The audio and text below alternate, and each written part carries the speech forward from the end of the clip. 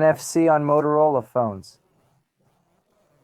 Hey everyone, how's it going? Leonardo Paiva here with another video. In this updated video, I'll show you how to activate NFC on your Motorola phone.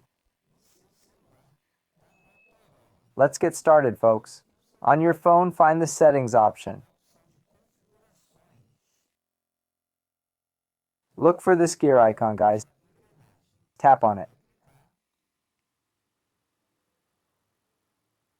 Next, find the Connected Devices option.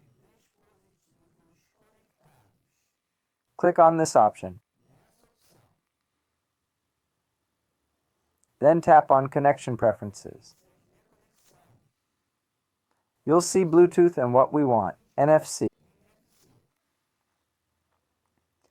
Look for the NFC option here. Mine is currently off.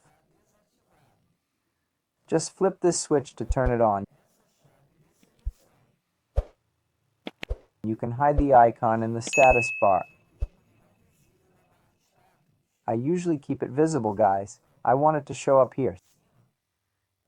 See, if I hide it, it disappears. I prefer it visible to know it's on.